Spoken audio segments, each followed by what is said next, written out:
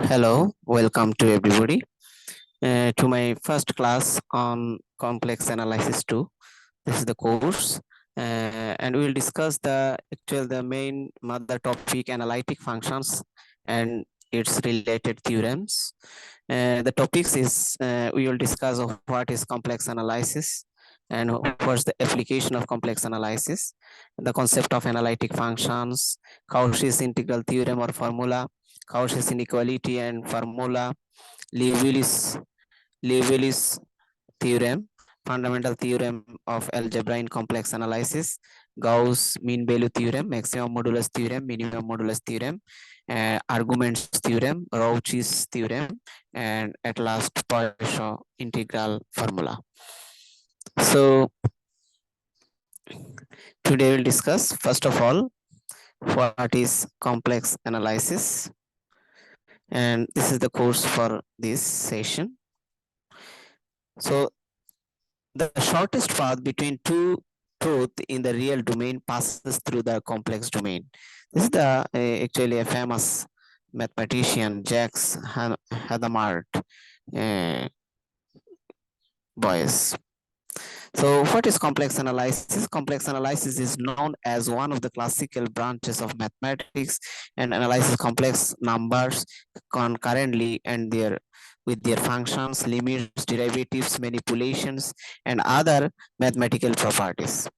Secondly, complex analysis is a pattern tool with an abruptly immense number of practical applications to solve physical problems.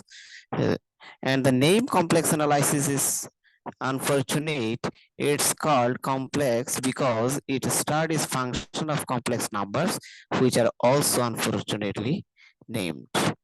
So the name complex number is unfortunate name. It's called complex because it's a study function of complex numbers. So when a function of a real variable is differentiable, that tells us few useful things about the function. But when a function of a complex variable is differentiable, that tells us an enormous amount because of the extra freedom of the function. Because of the extra freedom of motion in two dimensions requiring that at the limit in the definition of a derivatives exist is a very restrictive condition, and yet many of the function that comes up, most of the application satisfy their restriction. The gamma function, Bessel function, most well-known probability distribution, etc. are consist of this behavior. Requiring that a complex function be a differentiable rolls out a lot of ill-behaved function and leaves well-behaved functions that we care about in application. So a function is called analytic where it is differentiable. If it is a differentiable everywhere in the complex plane, it's called entire function, which is even more restrictive and tells us even more. Usually we are interested in the functions that are analytic, but with some restrictions. These functions are sometimes called holomorphic or meromorphic function. Knowing that a function is analytic even in a small neighborhood tells us that it is infinitely differentiable. It has a power series. It cannot have a local maxima or minima. It satisfies a mean value theorem. It is unique, determined by its value on any set of with the limit point. So there are a variety of application of complex analysis because complex function have such incredible properties. They are useful even for problems that at first don't seem to be involve complex numbers. Far from wanting to avoid complex function because they are complex, applied mathematicians look for ways to introduce complex function because they simply analyze. First of all, the first application is in contour integration. This is very useful and very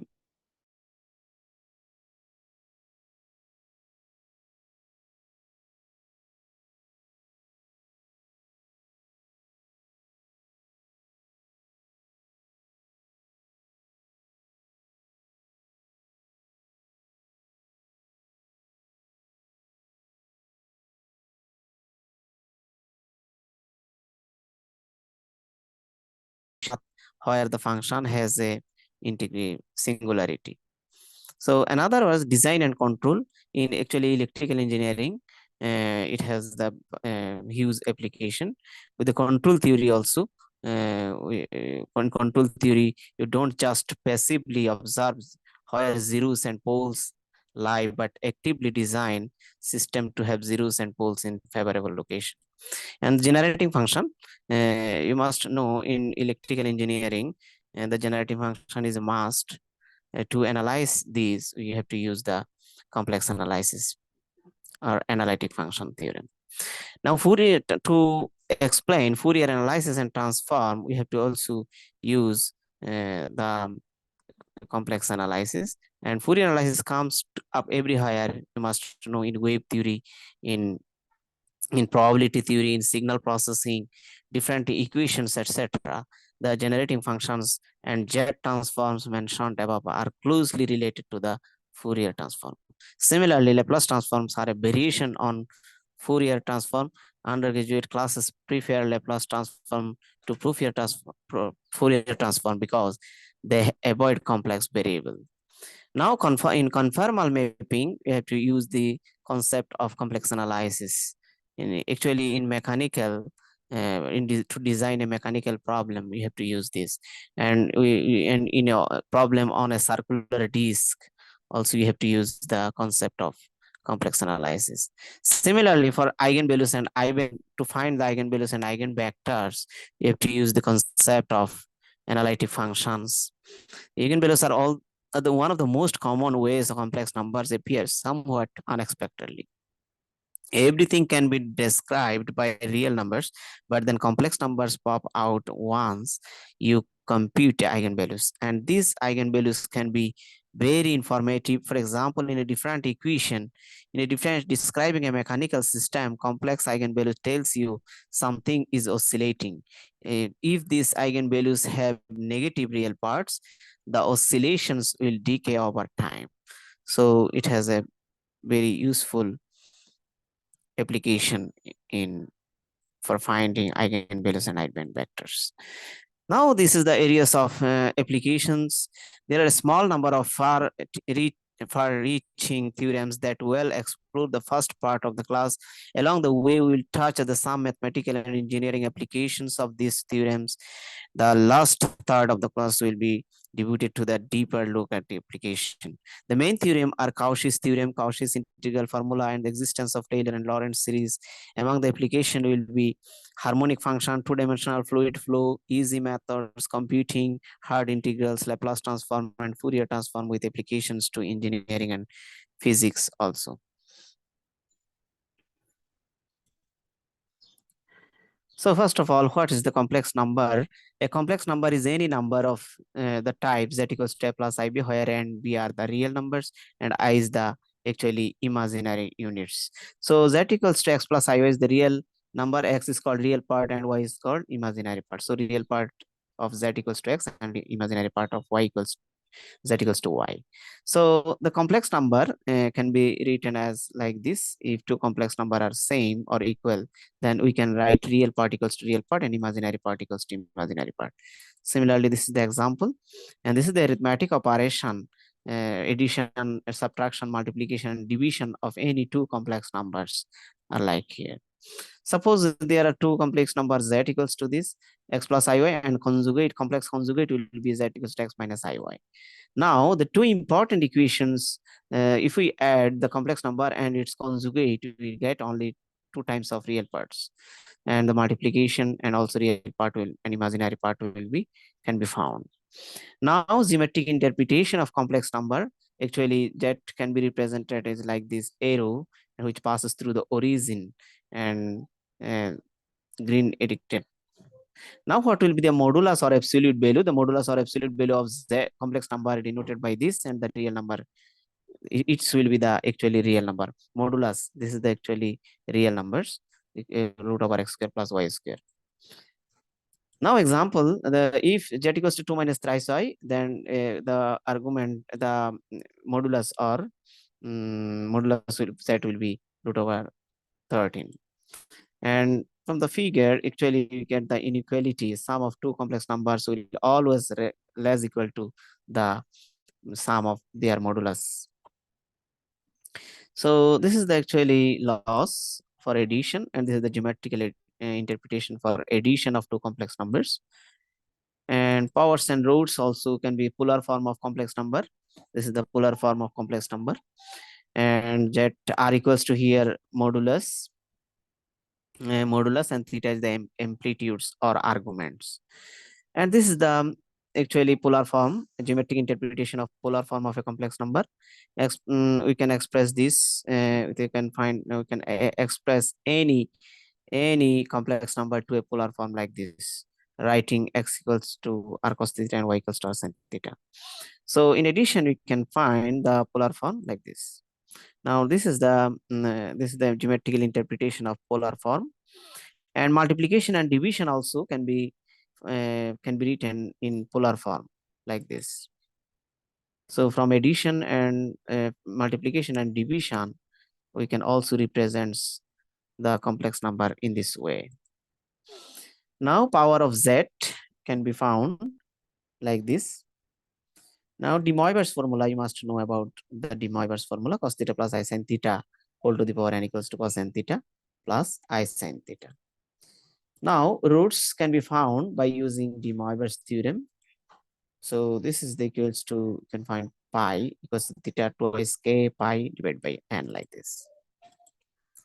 Now the nth roots of a non-zero complex number z can are given by like this. We can find the value wk like this. Now set in the complex plane, if z is a complex number that and z not another complex number, then we can find the distance between these two points on the plane. Now example, the modulus of z equals to 1 is the equation of unit circle and centered with the origin, and this is another circle z minus 1 minus 2 I equals to 5 with the equation of radius with radius 5 and centered at 1 plus 2 I. Now it satisfies this distance z minus z naught less than rho. This point lies within the circle of radius rho centered at the point z naught. The set is called neighborhood of z naught or an open disk. This is also called open disk or neighborhood of z naught. A point z naught is an interior point of a set as if there exists some neighborhood of z naught that lies entirely within S. So if every point of S is an interior point, then S is an open set. This is the actual example of open set with centered at z naught. And the graph of the neighborhood can be shown within an open set.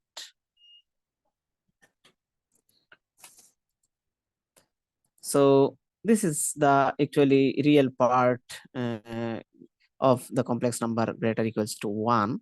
This is the geometrical interpretation. It is not an open set. It is not an open set because some points lies on the real part. Now another example, just some additional open sets. This is the image of less than z equals to 0, lower half plane, and infinite strip will be given by the real part of z lies between -1 and 1. Now the exterior of a circle, of unit circle, that means modulus of z greater than 1. This is the figure. And if the modulus of z lies between 1 and 2, this is the circular ring. This is also annular. We can define it as an annular. Now what is the actually boundary point? If the neighborhood of z naught contains at least one point that is in a set S and at least one point that is not in S, then z naught is said to be a boundary point of S. The boundary of S is the set of all boundary points. If any pair of the points, two complex number z1 and z2 in the open set S can be connected by a polygon line, lies entirely in S, is said to be connected, and open connected is called a domain. This is the figure. Actually, if two complex number z1 and z2 will be connected like this, Now, what will be the closed boundary boundary point? A region is a domain in the complex plane with all, some, or none of its boundary points. Since an open connected set does not contain any boundary point, it is a region. A region containing all its boundary point is said to be closed. Now, what is the function of complex variable? A function of complex variable wf of z can be represented u equals to xy plus I bxy, where u are the function of xy and b are the function of also xy. W equals to f of z can be represented as a mapping or transformation from z plane to the w plane, like this. This is the left one is the z plane and right one is the w plane, and left one is the domain and w plane gives the range of the function of complex variable. Now, example, find the image of the line real part of z equals to 1.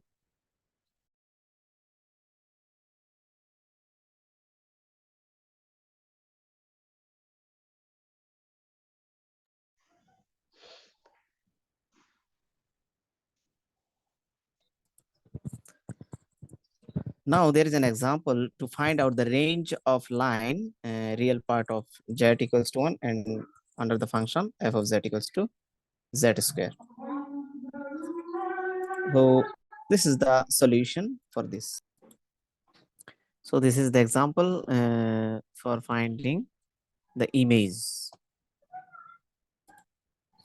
Now this is the jet plane, the function, and the image in w plane will be like this: u equals to 1 minus b square by 4. Now, what will be the limit of a function? Suppose a function f is defined in some neighborhood of z naught except possibly at z naught itself, then f is said to be possesses a limit at z naught written limit z tends to z naught fz equals to L. For each epsilon greater than 0, there exists a del greater than 0 such that the functional difference between fz minus L will be very, very smaller, like epsilon. So fz minus L less than epsilon whenever 0 less than z minus z naught modulus less than del. So there is a neighborhood with the center z naught and radius will be del, and for image there another neighborhood with radius epsilon and center will be L or f of z naught. So this is the definition of limit. Now this is the process for finding or evaluating the limits of sum, product, or quotient rule. Now, what will be the continuous function of a complex variable? A function f is continuous at a point z naught if limit z tends to z naught f of z equals to f of z naught. Now, function is f is defined by like this: f z equals to n z to the power n plus n minus 1 z to the power n minus 1 plus dot dot a2 z square plus a1 z plus dot n naught, where n is not equal to 0 and n is non-negative integer, and ai where I start with 0, 1, 2, etc. up to n are complex constants is called a polynomial of degree n. Now, what will be the derivative of a function of complex variable? Suppose the complex function f is defined in a neighborhood of a point z naught. The derivative of f at z naught is denoted by f dash z naught equals to limit del z tends to 0, the functional difference divided by the small the increment del z. So provided this limit exists, if the limit in the above equation 3 exists, f is said to be differentiable at z naught. Also, if f is differentiable at z naught, then f is continuous at z naught. So rules of differentiation, this is the constant rule, sum rule, and this is the product rule for finding the derivatives of a function of complex variable. This is also quotient rule and chain rule. This is the usual rule for that means power rule, but the variable will be with respect to complex number z. This is the example for finding the derivatives of a function of complex variable. Okay. This is the another example. Now, what is the analytic function or analyticity at a point? A function A complex function w equals to f of z is said to be analytic at a point z naught if f is differentiable at z naught and every point in some neighborhood of z naught. So this is the a function is analytic at every point z said to be an entire function. It is also called entire function, and a polynomial function are entire function. This is the example of. Now this is the very interesting uh, e e equations of analytic function, Cauchy-Riemann equation. This is the, suppose f z equals to u plus x u xy plus I bxy is differentiable at a point z equals to, then z is a first order partial derivatives of u and b, and Cauchy-Riemann can be written as partial derivatives of u with respect to x equals to partial derivative of b with respect to y, and partial derivative of u with respect to y equals to minus partial derivative of b with respect to x. So this rule is called a Cauchy-Riemann equation. So this is the theorem proof. We can prove this according to the definition of derivatives of complex function. We can write z equals to limit del z tends to 0 fz plus del z minus fz divided by functional difference divided by a small increment along the real axis. So this is the fz, and del z is del x plus I del y. So just putting the values in equation 2, we get like this. So since the limit exists, then del z can approach up to 0, then we get immediately equation number 4. So by the definition of limits, the first partial derivatives of u and b with respect to this. So this is the actually by differentiation sum rule. Now, if del z tends to 0 vertically, then but along the vertical axis, del z equals to I del y, but del x equals to 0 along vertical axis. So just putting this one, and this del y tends to 0 and del y tends to 0, second part, which is the same as this. So thus we complete the proof. Now this is the example for testing the analytic function by using Cauchy-Riemann equation. Okay, just taking partial derivatives, we get the, if the Cauchy-Riemann equation satisfies, then we can say that it is analytic. Otherwise, it is not analytic. Here we observe that it is analytic function. So now, criteria for analyticity. Suppose a real valued function u and b x are continuous and have continuous first order partial derivatives in a domain D. If u and b satisfy the Cauchy-Riemann equation at all points of D, then the complex function is called analytic in D. For example, this is the for testing analyticity, but we observe that Cauchy-Riemann equations are satisfied except at the point x square plus y square equals to 0, that is z equals to 0. We conclude that f is analytic at any domain not containing the point z equals to 0. So from 5 and 7 we get this.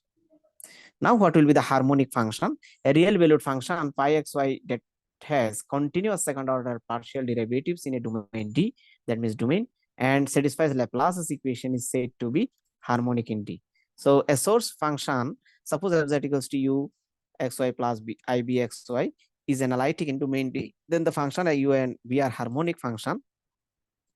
So this is the proof for the Laplace's equation.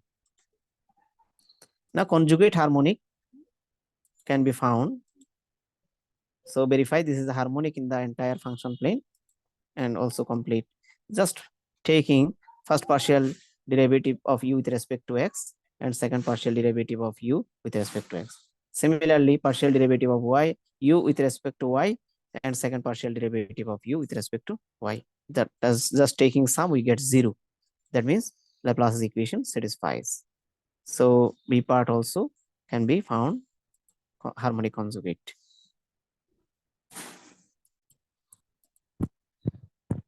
So what is analytic function? We must know about the definition. A function f is called analytic at a point z naught belongs to complex plane if there exists r greater than 0 such that f is differentiable at every point z belongs to a ball or a neighborhood with center z naught and radius r. A function f is called analytic is an open set U, which is the subset of complex number if it is analytic at each point U. An entire is a function which is analytic on the whole complex plane C. For small n belongs to natural number n and complex number n not 1 to dot dot n, the polynomial fz is entire. The function fz equals to 1 by z is analytic for all except z is not equal to 0. Hence, not entire function. The analyticity implies differentiability, whereas differentiability cannot analyticity. For example, the function f of z equals to modulus of z whole square is differentiable only at z equals to 0, but the function is not analytic at that point. So this is the most important example for analytic function. Now, what will be the analytic function of a complex variable? Let z equals to ux and xy plus ibxy it be defined on the open set D domain, which is the subset of complex number. F is analytic on D implies F satisfies Cauchy-Riemann equations on D. We have derived it in our earlier slide.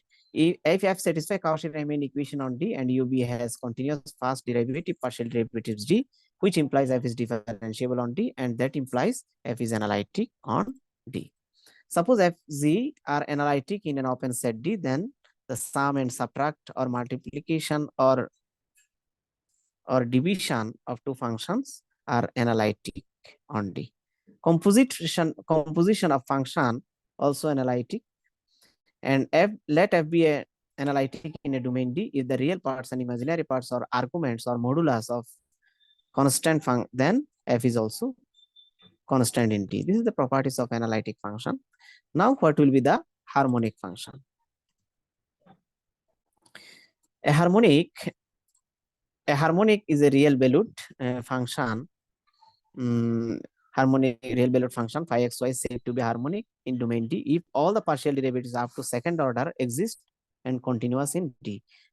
Secondly, phi satisfies the Laplace's equation. That means second derivative of phi with respect to x and second derivative of phi with respect to will be, this sum will be 0. That means the Laplace's equation. So now what will be the harmonic conjugate? We also have shown in our previous slide. This is the example for finding harmonic conjugate. Now this is the steps for finding harmonic conjugate. A given harmonic function U, suppose a harmonic conjugate of U exists. Is it unique? Yes, it is unique and up to an additive constant. So this is the proof, very easy proof for you.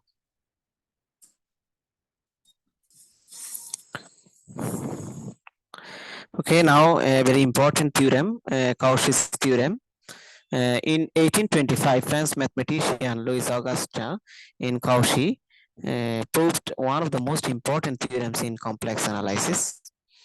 So the statement, suppose that a function f is analytic in a simply connected domain D and the derivative of f is continuous in D, then for every simple closed contour C in D, the contour integration of f of z equals to 0 with respect to z equals to 0.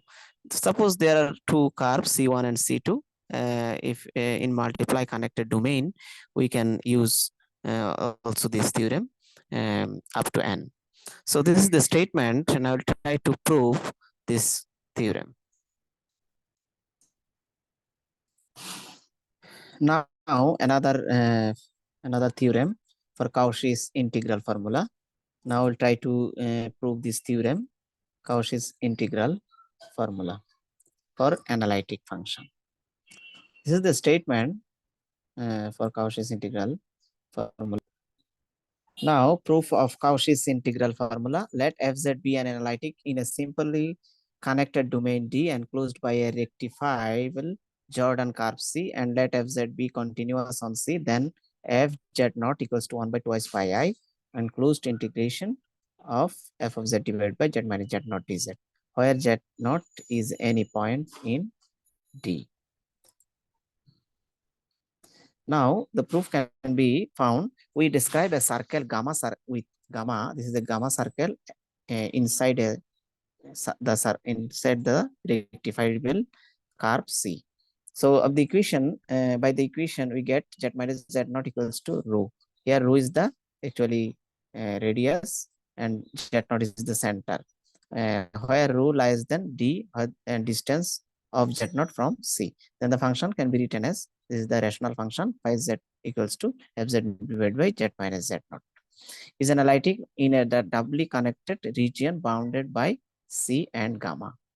Now the closed integration of phi z equals to this by Cauchy's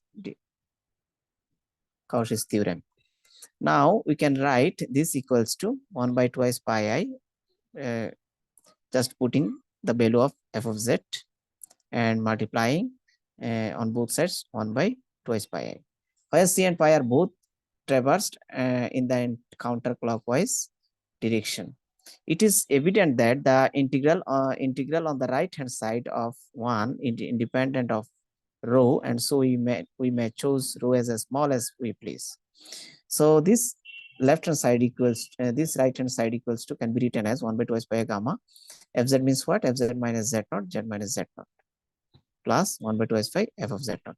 Then minus fz naught and plus fz naught will be 0. This is why equal to fz. Now if we chose z minus z naught equals to rho e to the power I theta, there is the exponential form of complex number. So dz equals to, the differentiating on both sides, we get rho I. Okay, just putting these values in equation 2, we get this one.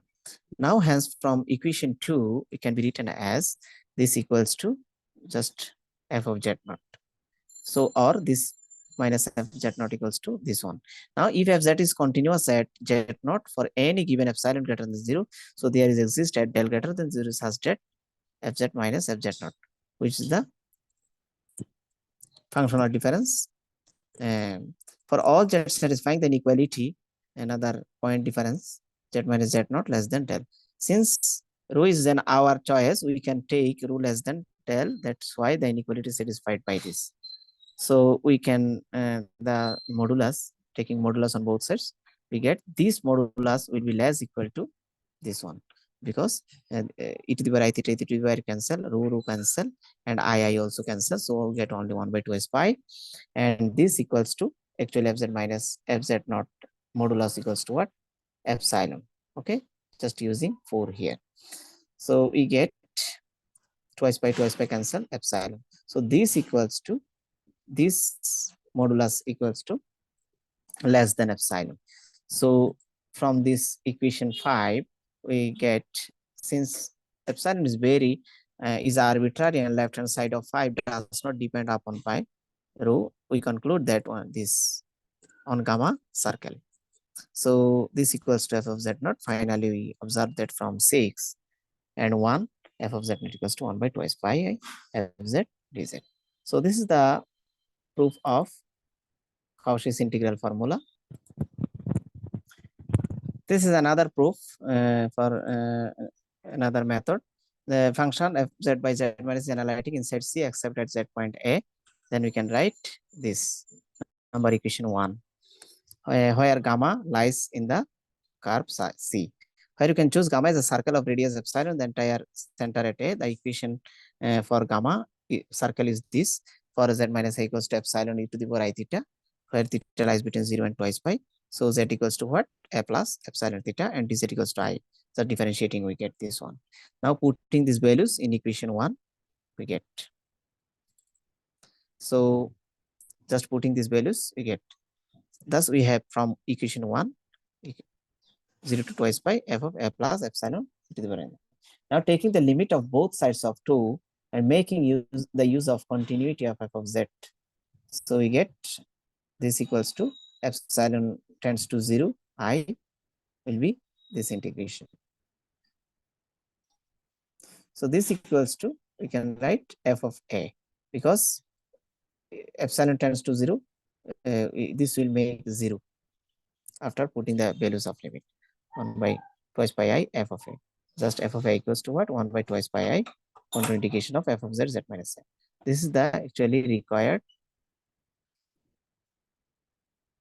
Cauchy's integral formula.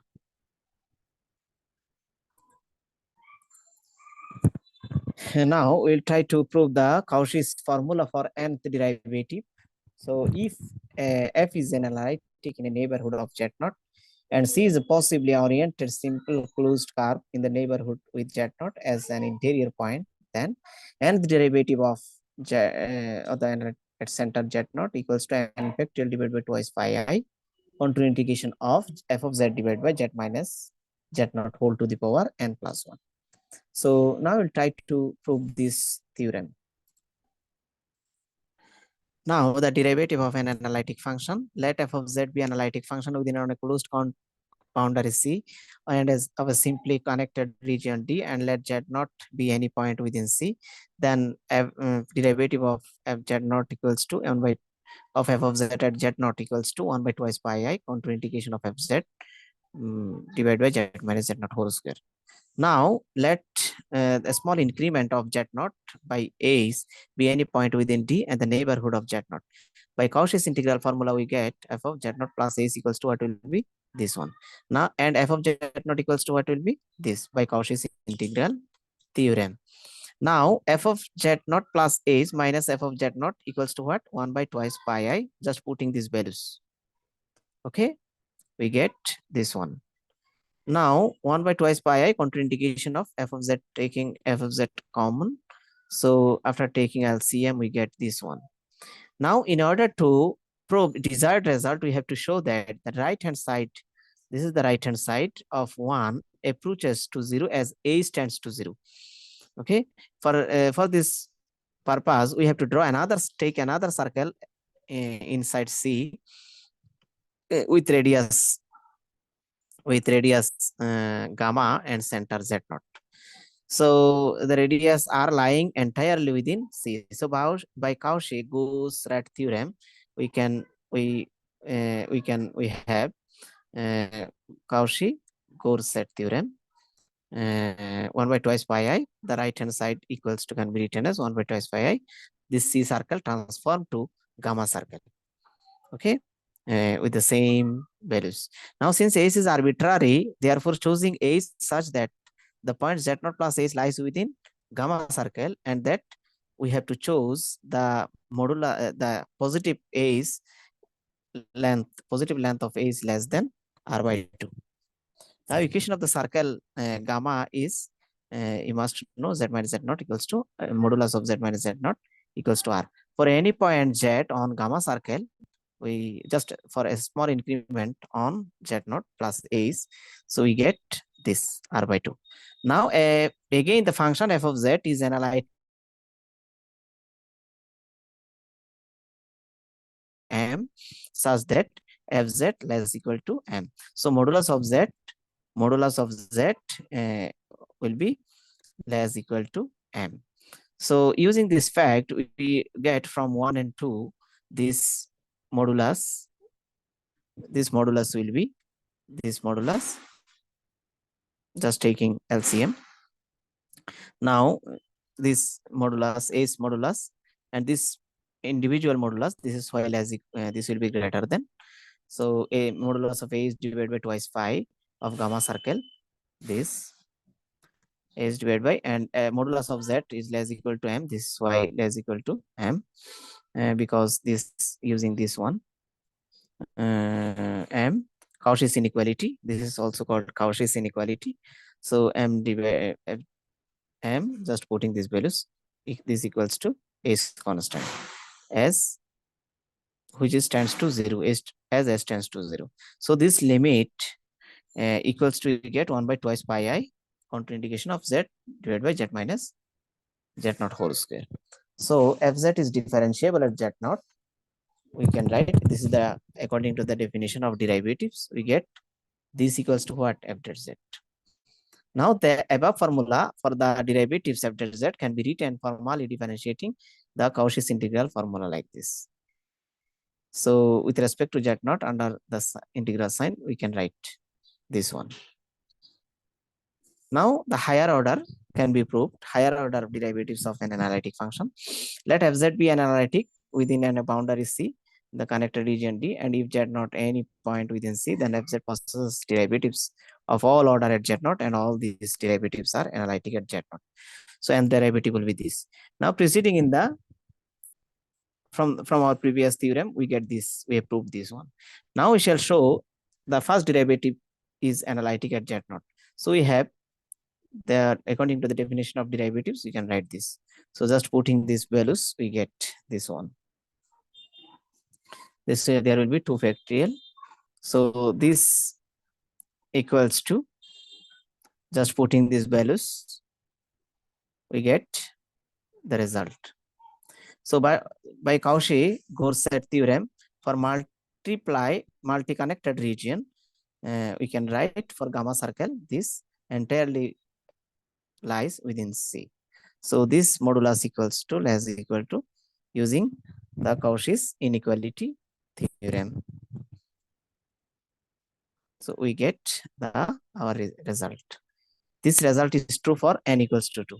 So continuing this process, to complete the induction, we have to show that the result is true for n.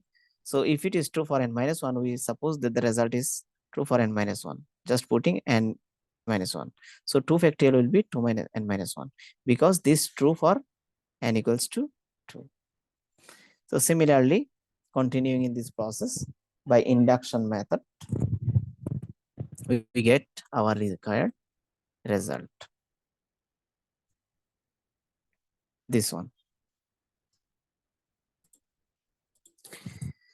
Now we have to prove the Cauchy's integral formula for multiply connected regions. We present a proof for the multiply connected region are bounded by simple closed curve C1 and C2 in our previous lecture. So construct a gamma circle. This is the C1 circle, and this is the gamma circle within the region R, and this is the C2 circle.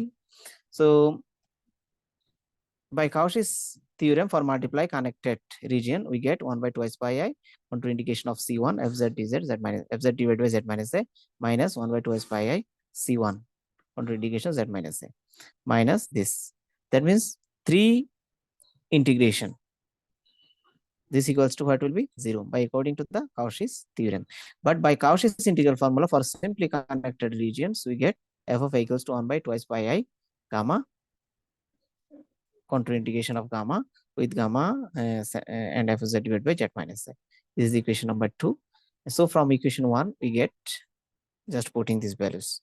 Now if C represents the entire boundary of R suitably traversed, so that the observer moving around C always has R lying on his left. So we can write by Cauchy's integral formula this. In a similar manner, we can show that the other Cauchy's integral formulas for nth derivatives. Okay. Now we'll try to solve Morera's theorem.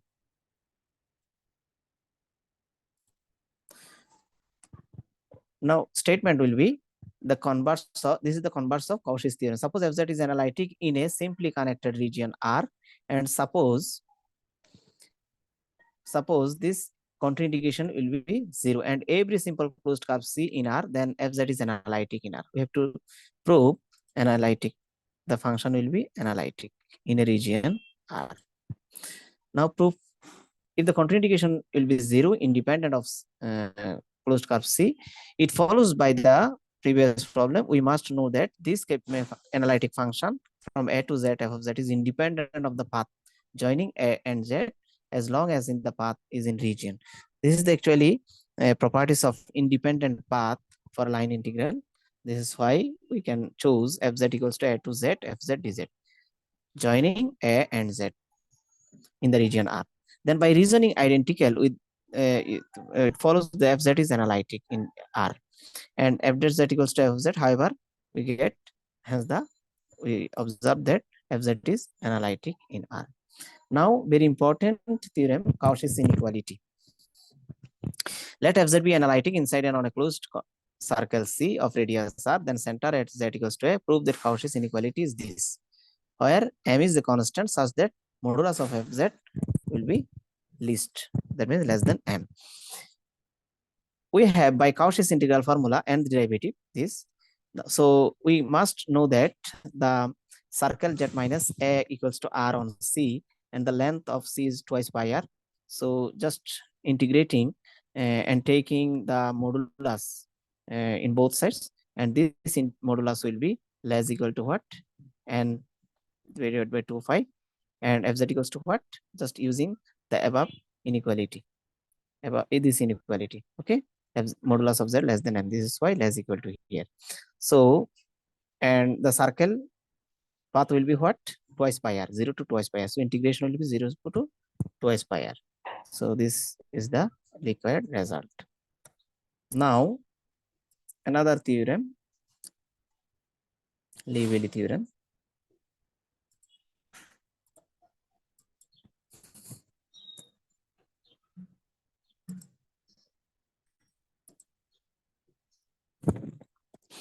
So from this Cauchy's integral formula, will arrive in another important inequality, which is called Cauchy's inequality.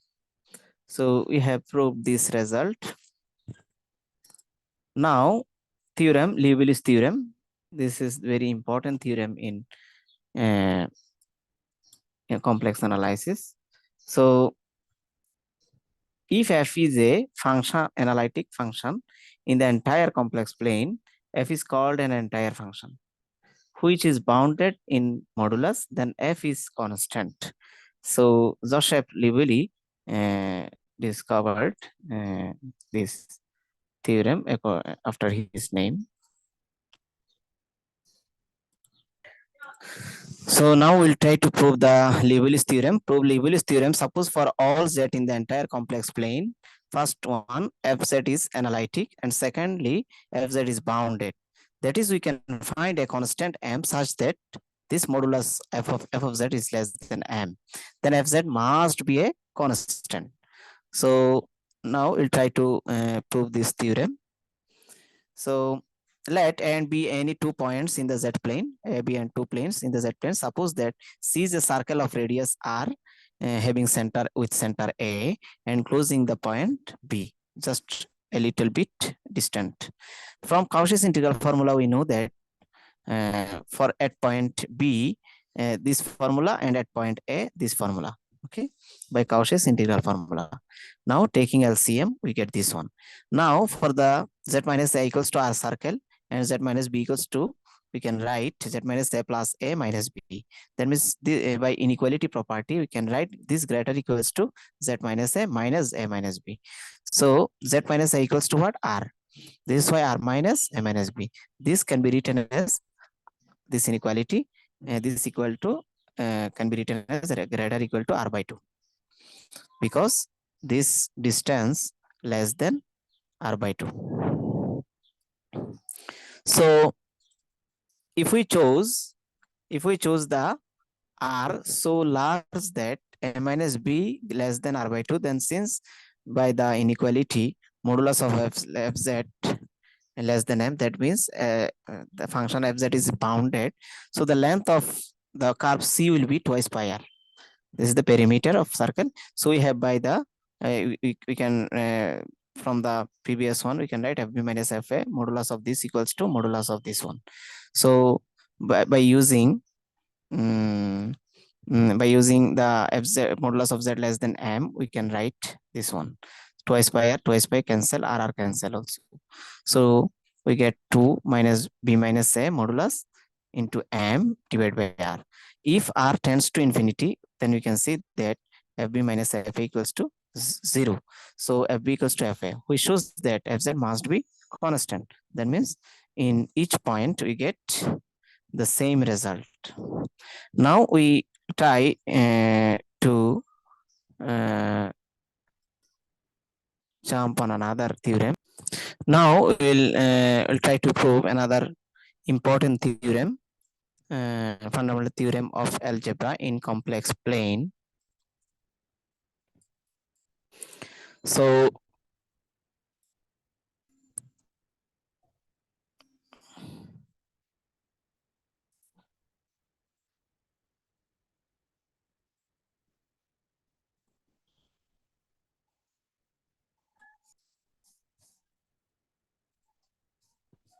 now the fundamental theorem of algebra, it states that any polynomial p of z equals to n z to the power n plus n minus 1 z to the power n minus 1 plus dot dot plus a 2 z square plus n z plus a naught, where n does not equals to 0 of degree n greater equals to 1 has at least one zeros.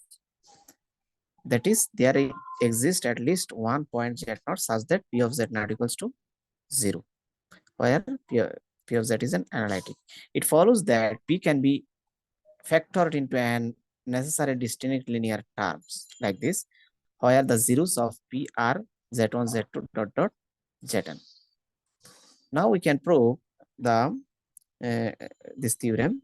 Suppose uh, not suppose p never be 0, then we can define the f of z function 1 equal to 1 by pz. Then f is an entire function. Now the modulus of pz tends to infinity as z tends to infinity. So in that case, therefore 1 by p of z tends to 0, where z tends to infinity. So for some k r, 1 by some real numbers, 1 by p modulus of z less equal to 1 for z, modulus of z greater equal to r. So now by the extreme value theorem, for some m, we can write modulus of 1 by pz less equal to m. That means 1 by pz is bounded for some modulus of z less equal to r. But then p is bounded for all z by maximum of 1 r. So by Liouville's theorem, p is a constant, contradicting fact that it is a polynomial.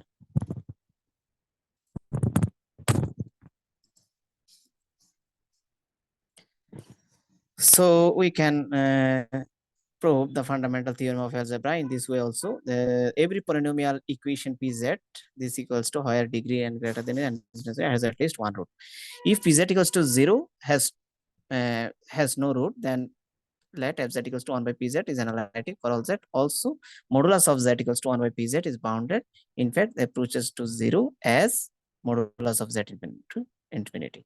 So then by Liouville's theorem, it follows that fz and pz must be constant because the both function lies in the same curve or circle. Thus, we are led to a contradiction that conclude that pz equals to 0 must have at least one root, or sometimes it's said to be pz has at least one root. Now, we using this theorem, we can prove a problem, prove that polynomial this, where the degree and this has exactly n roots, where n is not equal to 0. So by the fundamental theorem of algebra, pz has at least one root. Denote the root by alpha. So just putting z equals to alpha here, we get p alpha equals to this. Now subtracting pz minus p alpha equals to this one, we get z minus alpha is common. So we get after taking z minus alpha is common, we get another polynomial qz of degree n minus 1. So applying the fundamental theorem of algebra, again we see that qz has at least 1 0, which we can denote it by beta. In that case, pz can be written as z minus alpha, z minus beta into rz. Continuing this manner, we see that pz has exactly n roots. Now we'll try to prove another theorem, Gauss mean value theorem. Let fz be analytic inside and on a closed circle C with the center A. We have to prove that the mean values of the fz and C is a f of a. Now by Cauchy's integral formula, f of a equals to 1 by twice phi I, counter integration of f of z divided by z minus a. This is the equation number 1. Now If C is a radius R and the equation of C is the circle z minus I equals to R with radius R and center A, then z equals to F plus R e to the power theta. Then 1 becomes f of A equals to 1 by just putting the values of z, we get this one. So this is the called actually Gauss mean value theorem. Very easy theorem.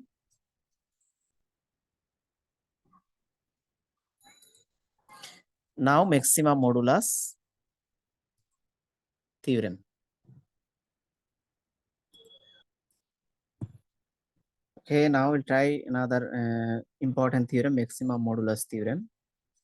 Maximum modulus theorem, let G be a bounded open set in complex fields E, and suppose F is a continuous on the closure of Z, that means closure of Z and analytic in Z. Then maximum modulus of f of Z such that Z belongs to closure of Z. This equals to maximum of modulus of Z such that Z belongs to interior of Z.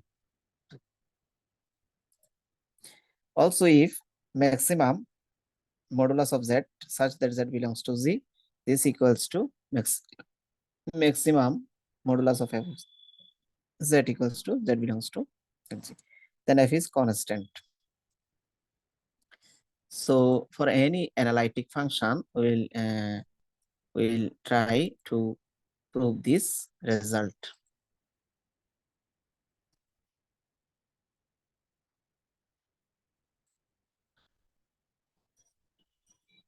So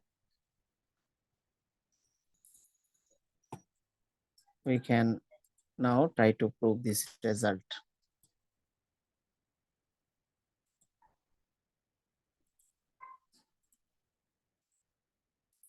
So the maximum modulus theorem.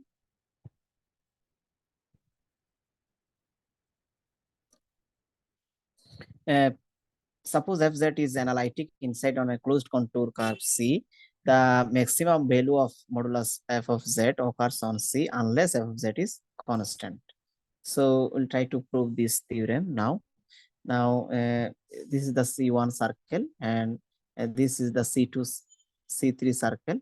Now we take another C2 circle which intersects C3 circle at P and Q. Now, since fz is analytic, hence continuous inside on a closed curve C, it follows that modulus of fz does not have maximum value m for at least one value of z inside or on C. Suppose this maximum value is not attained in the boundary of C, but is attained in an anterior point. That means maximum modulus of f of z at z equals to a equals to m. Let C1 be a circle inside C with the center A.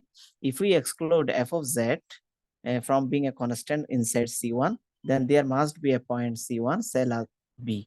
B is a point and center of C2 circle such that f of modulus of f of B less than m. Or what the same thing, f of B can be written as modulus of f z can be m minus epsilon, where epsilon be very small but greater than 0. Now, if by the definition of continuity f of z at B, we see that for any epsilon greater than 0, we can able to find del greater than 0 such that the norm, the functional difference, the difference between f of z, norm of f, modulus of f of z and modulus f of B less than epsilon by 2 whenever the circle with radius del and center at B, that means C2 circle satisfied in equation 1. That is, fz can be written as by the properties of inequality less than f of B plus epsilon by 2, but f of B can be written as what m minus epsilon. So m minus epsilon is equals to m minus half epsilon. For all points interior to a circle C2 with center B and radius del as shown shaded in the figure. So construct another circle C3 with a center A that passes through the B, center of C2 circle. So on one part of this circle, namely the part PQ included in C2, we have from equation 2, Fz is less than m minus half epsilon, m minus half epsilon. On the remaining part circle, we get modulus of z less equal to m. Okay. Now, if we measure theta counterclockwise from OP, let POQ equals to alpha. So this angle POQ is alpha. So POQ alpha, it follows that R equals to B minus A. Now f of a equals to 1 by twice by 0 to alpha f of alpha plus R into e to the power I theta by Gauss inequality theorem. We can write this one. So just for f of a, we get this one, but the circle, the whole circle, this whole circle, this from this to this alpha, 0 to alpha, but the remaining part from alpha to twice pi. Okay. So there are two, the whole integration 0 to alpha, and another part is alpha to twice pi. So f of a, modulus of f of z, f of a less equal to 1 by twice pi modulus of this plus modulus of this. Now this can be written as less equal to this equals to m, and this equals to m minus half epsilon d theta. This equals to m minus half epsilon. It is already proved. And f of a plus r into e to the power I theta means m. So just integrating, we get alpha here, and here we get only twice pi minus alpha. So this is not equal to m minus epsilon alpha epsilon divided by 4 pi. That is f of a equals to m less equal to m minus this, which is an impossible situation. By virtue of contradiction, we conclude that f of z cannot attain its maximum at an interior point of C. So must attains its maximum on C. So this is the actually result for maximum modulus theorem and proof also.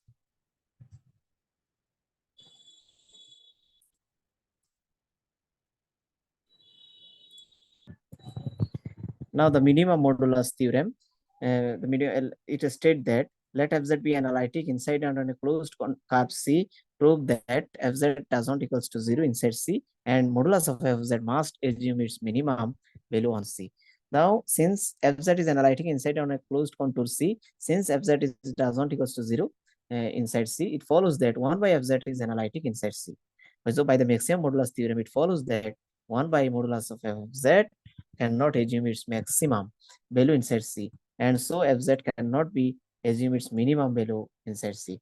Then, since modulus of fz has a minimum, this minimum must be attained on C. So this is the proof of minimum modulus theorem. Now, give an example to show that fz is analytic inside on a closed curve C, and fz equals to 0 at some point C inside C, then modulus of z need not assume its minimum value on C. Let fz equals to z and z modulus of z less equal to 1, so that C is a circle with center at the origin and radius 1. We have fz equals to 0 and z equals to 0. If z equals to r into e to the power I theta, that means this is the exponential form of complex number. So then modulus of z equals to r. So it is clear that the minimum value of f of modulus of z does not occur on C, but occurs inside C, where r equals to 0. That means at origin. So now another important theorem, arguments theorem. Let fz be analytic inside on a closed contour C, closed curve C, except for a pole that equals to alpha of order multiplicity P inside C. Suppose also that inside C, fz has only one zero, z equals to beta of the order multiplicity n.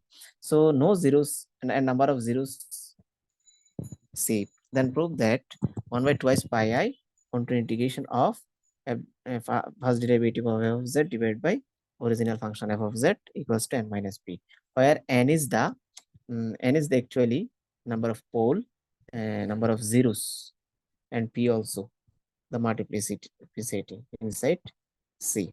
Now we have to consider two circles for proof, C1 and gamma 1, non-overlapping circles lying inside C and enclosing z equals to alpha and z equals to beta respectively. So then we can write 1 by twice pi I z divided by fz equals to, we can write 1 by twice pi I for C1 circle and for gamma circle, the sum of these two. Now, since fz has a pole of order p at z equals to alpha, so we can write fz equals to capital Fz divided by z minus alpha. This is equation number 2. And similarly, where fz is analytic and different from 0 inside C1, then taking logarithm and differentiating, we find after z divided by fz equals to capital after z divided by fz minus p divided by z minus alpha. So that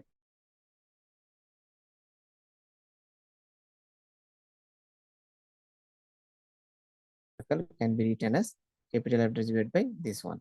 Just take it into two parts, just putting these values here. Now this integration will be 0 and this integration minus p. Since fz has a 0 of order n at z equals to beta, so fz can be written as z minus beta whole to the power n gz, where gz is analytic and different from 0 inside the and on a gamma 1 circle. Then by logarithm, similar process, using similar process, we get f z divided by fz equals to n divided by z minus beta. Just taking logarithm and taking differentiation also, we get. So that by using 6 in 4, we get this one. Now, hence from 1, 4, 7, we have the required result and minus p. This is the actually proof. This is the C1 circle with root alpha and gamma 1 circle with beta. This is the multiple for multiple connection. Now, let fz be analytic inside on a closed simple class group except the finite number of poles inside C. Suppose that fz does not equal to 0 on C if n and p are respectively the number of zeros and poles of f of z inside C, counting multiplicities, then prove that this one for this figure. We need this figure for this problem. So let alpha 1, alpha 2, dot alpha z and beta 1, beta k be the respective poles and zeros of f of z lying inside C, and suppose their multiplicities are p1, p2 dot pz and n1, n2, nk. So for this solution, we can write enclose each pole and zero by non-overlapping circle C1 up to Cj and gamma 1, gamma k. This can always be done since the poles and zeros are isolated. So we have by using the above theorem 1 by twice pi I z equals to summation r equals to 1 to z 1 by twice by this, and summation r equals to 1 to z and r equals to 1 to k for second one. So we can write this is equals to n to the power nr and this is the pr. So this is the capital N and capital P. So just using the above theorem, we can find these two result. Arguments theorem. This is called arguments theorem.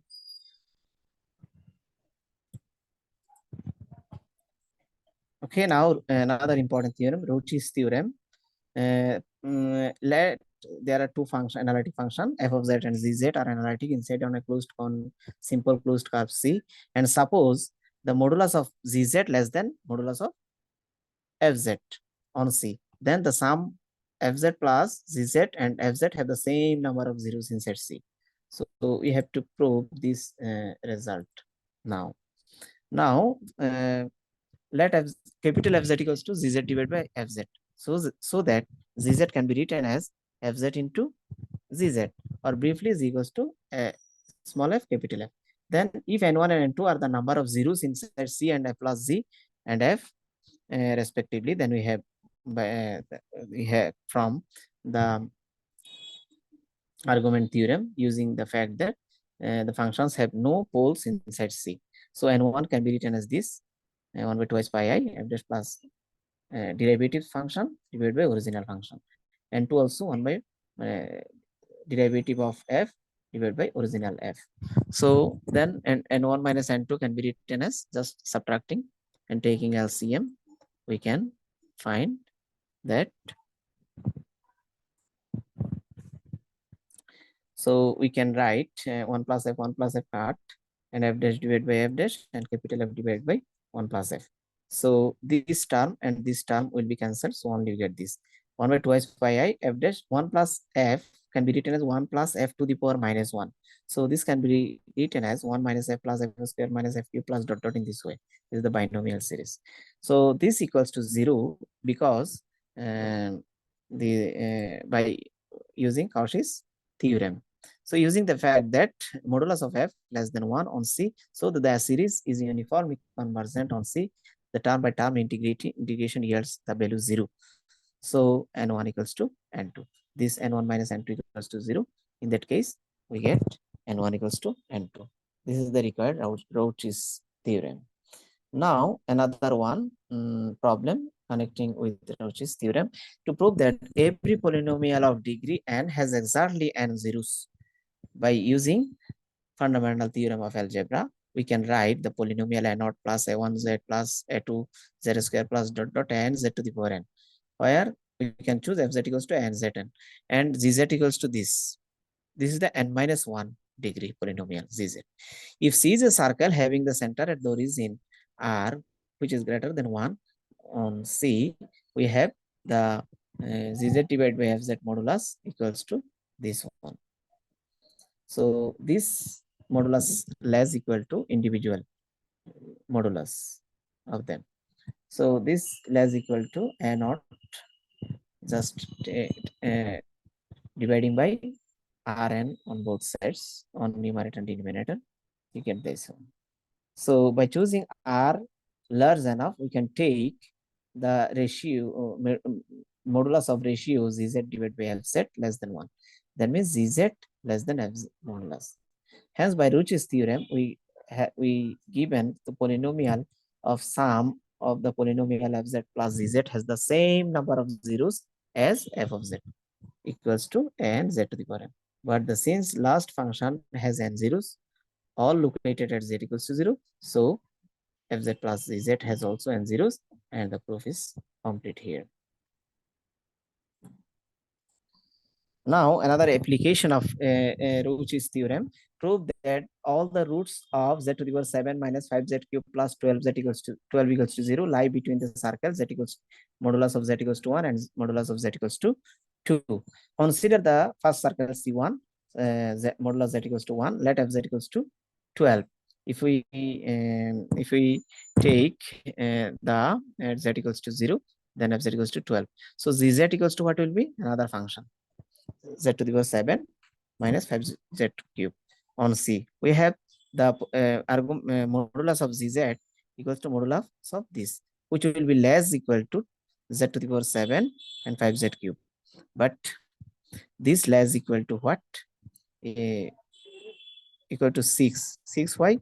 If we put z equals to 1 for the radius 1 on the entire circle, modulus of z equals to 1. So if we put here z equals to 1, then you get 6, which is less than 12. That means 12 equals to what? Was f of modulus of f of z. F of z. Hence, by Rouche's theorem, the sum of these two equals to what will be has the same number of zeros inside z equals to as fz equals to 12. And there is no zeros inside C1. Now consider another circle C2, modulus of z equals to 2, then let fz equals to z to the power 7 and zz equals to minus 5z cube plus 12.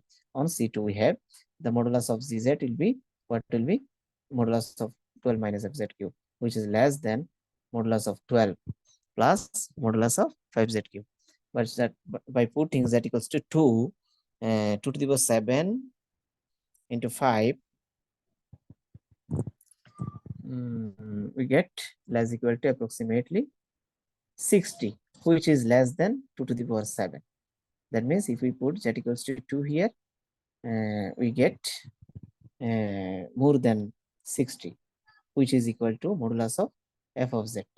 Hence, by Rouche's theorem, sum of fz plus zz, that means this has the same zeros inside z equals to 0 at fz equals to 2 to the power 7.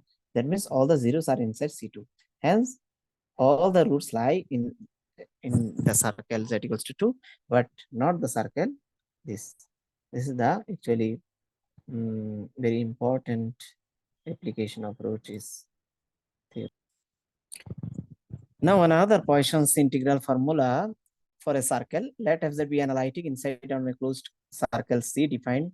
This is the circle with radius capital R, and let z equals to r into e to the power I theta, exponential form of complex number, be any point inside C. Then prove that f of r e to the power theta, that means z equals to this one. Okay, so r into e to the power I theta 1 by 2 pi 0 to 4 twice by r square capital R square minus small r square divided by capital R square minus 2 capital R small r cos pi minus theta minus pi plus r square, and f of capital R into e to the power I phi d phi. Let another part, let u r r theta and b r theta be the real and imaginary part of this one. Then prove that we have to this one. The results are Poisson's integral formula for a circle. Now we'll try to prove this result. Since z equals to r into e to the power I theta is any point inside C, so we have the Cauchy's integral formula f of z equals to f of r into e to the power I theta, which can be written as 1 by 2 pi I integration of f of w divided by w minus z. Here capital R is the radius and z is any point inside this region R. The inverse point of z with respect to C lies outside the C. It's given by r square by z bar. Z bar is the complex conjugate. So by Cauchy's theorem, we can write this 1 by 2 pi I onto integration of fw divided by w minus a. M is what? This was r square z bar. So this equals to 0. So after this line, if we subtract 2 from 1, we get this one. Just taking LCM, we get this. Now if we take z equals to r into e to the power theta, w equals to capital R e to the power I phi. Z is the actually domain and w is the w plane. So w plane radius what? Capital R, and in z plane radius of circle will be smaller. So since complex conjugate of z bar will be what? R into e to the power minus I theta.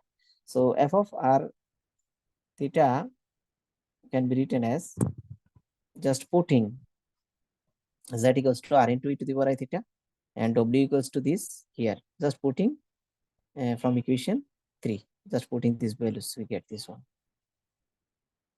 Okay. Now f of r theta.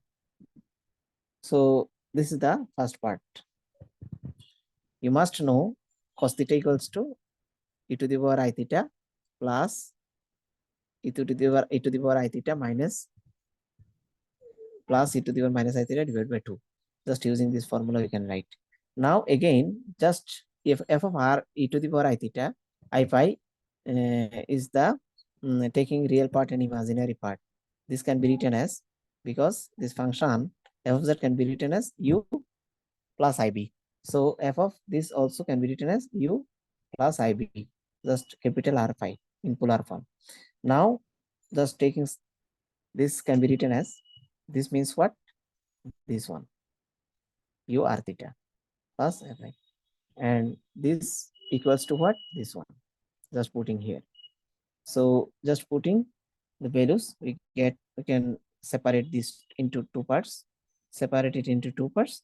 The taking real part, we get this one, and taking imaginary is the this two for the required result. This one, and these two results are called Poisson's integral formula of a circle. Now another important theorem, Schwarz theorem. Let fz be analytic for the circle modulus of z less equal to capital R, fz equals to 0, and fz is bounded. That means modulus of fz less equal to m. Then we get inequality fz modulus of fz less equal to m modulus z divided by r. So this statement is called actually given by Schwarz.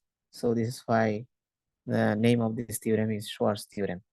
Now the solution, the function fz divided by z is analytic in the modulus of z less equal to r in the circle. Hence the circle modulus of z equals to r, we we have by the maximum modulus theorem, we get this one. Fz divided by z is equal to m by r by using modulus maximum modulus theorem.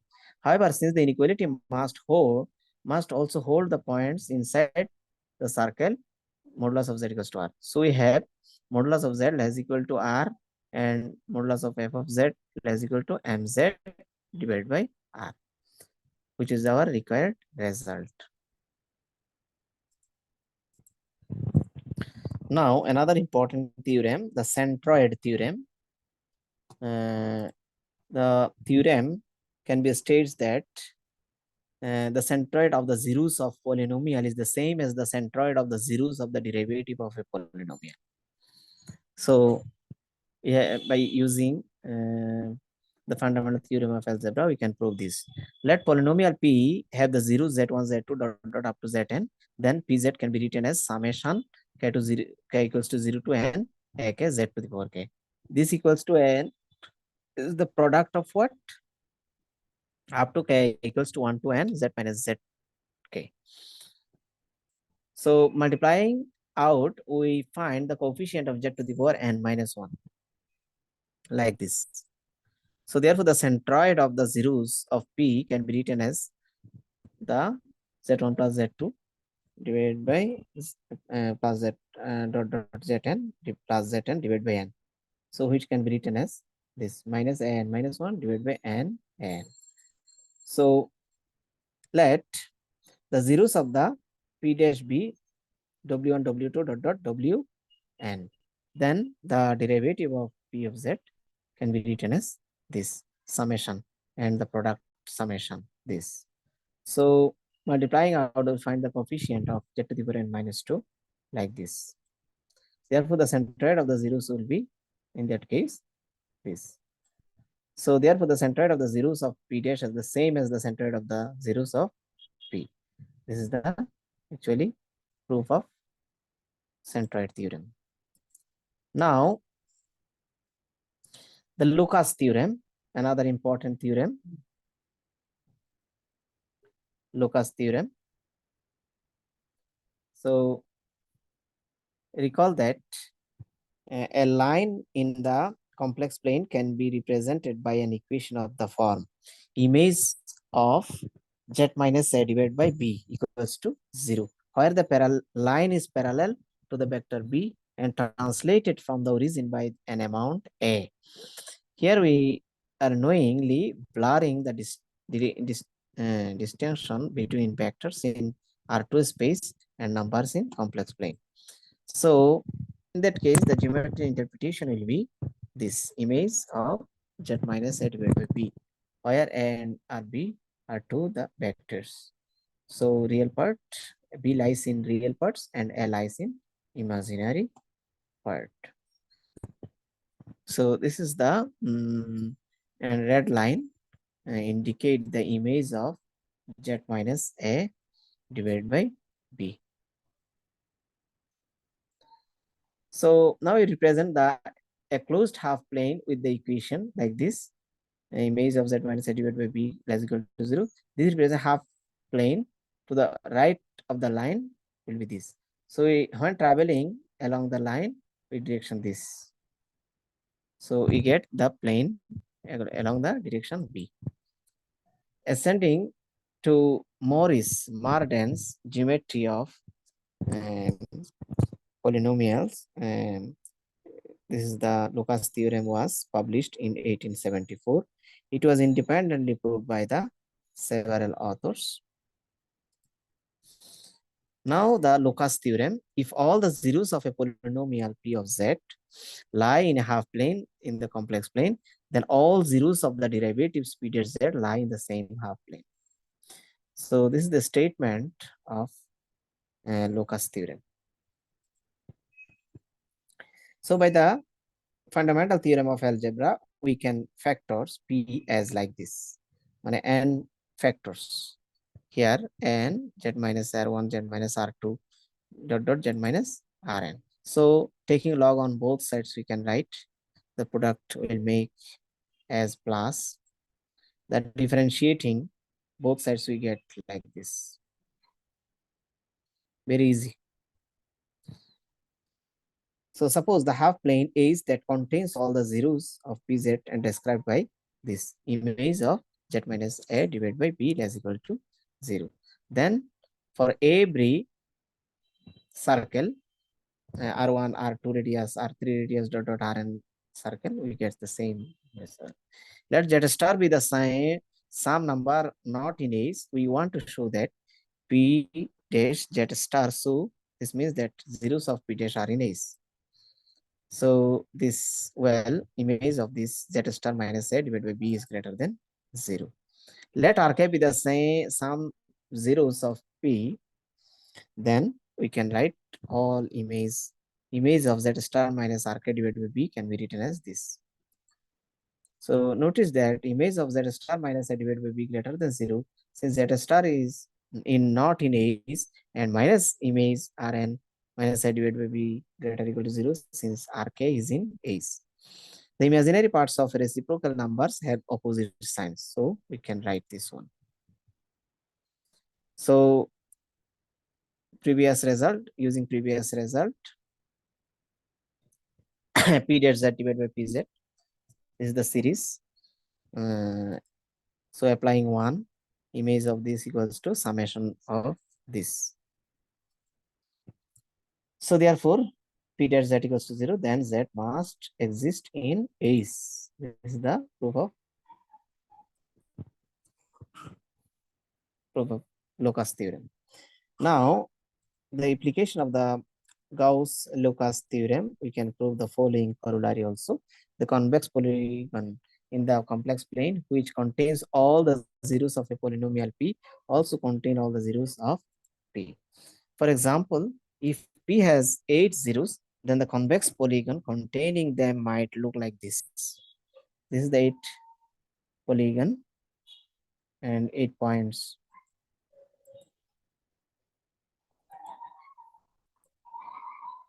So then the real zeros lie in this interval. But there are zeros of P dash x outside the intervals. Now, Bernstein's inequality. So Bernstein's inequality, for a polynomial Pz, define the norm of P equals to maximum at z, no, at modulus of z equals to 1, no, modulus of z. So this is the sometimes called the super norm or infinity norm. If P, so this Bernstein given by this theorem, if P is a polynomial of a degree and then norm of P dash less equals to n into norm of P. Equality holds if and only if Pz equals to lambda into z to the power n for some lambda. So Bernstein's original result in 1926 concerned trigonometric polynomial which are of the form like this. The version presented here is a special case of Bernstein general result. And it's sometimes called the Bernstein inequality. So we give a proof from scratch for our favored version.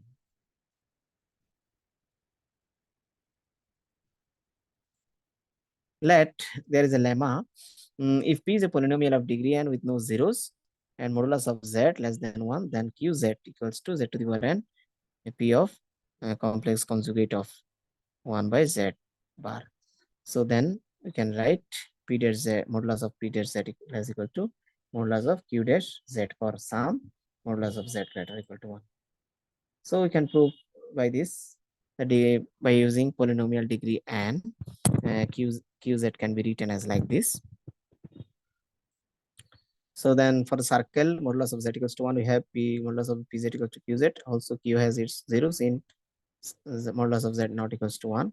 So this implies that Pz greater to Qz is analytic inside the circle modulus of z greater or equal to 1.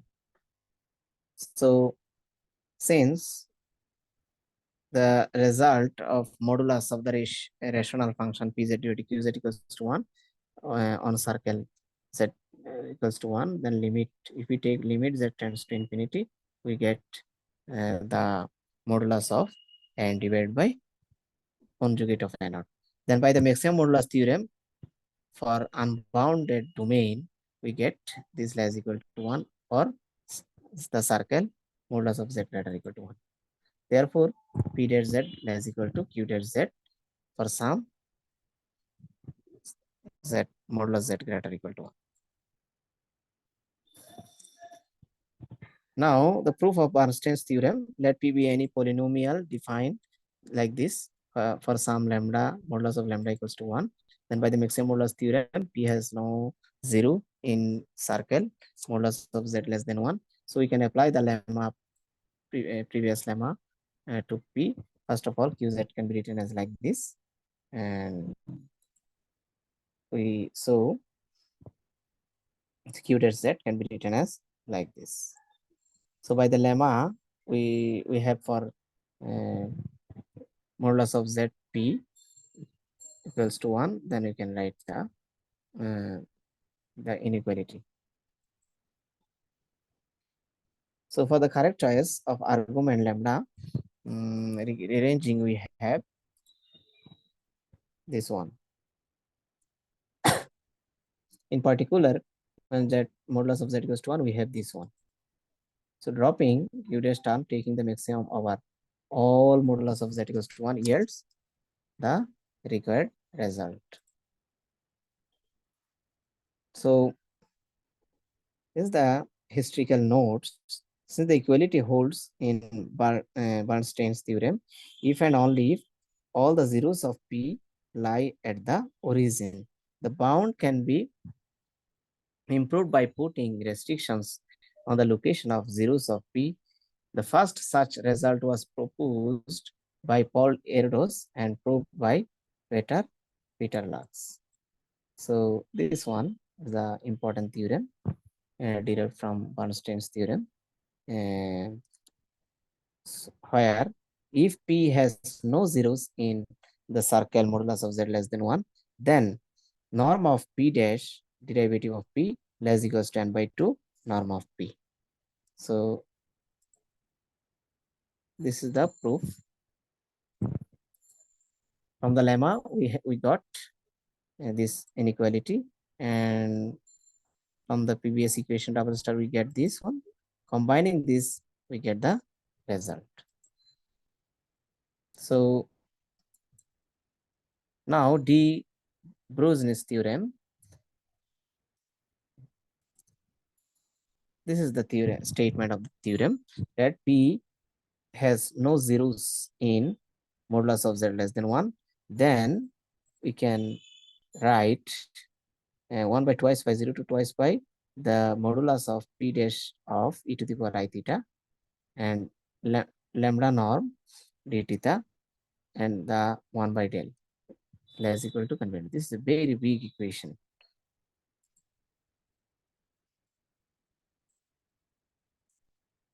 So in that case, this norm can be written as like this. Then Bernstein can express himself more clearly. The theorem. This is the theorem. When del tends to capital N, then the result of Erdos-Lux theorem.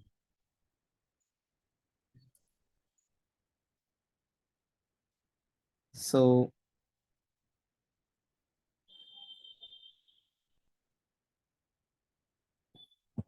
this is the lecture 1 on complex analysis 2.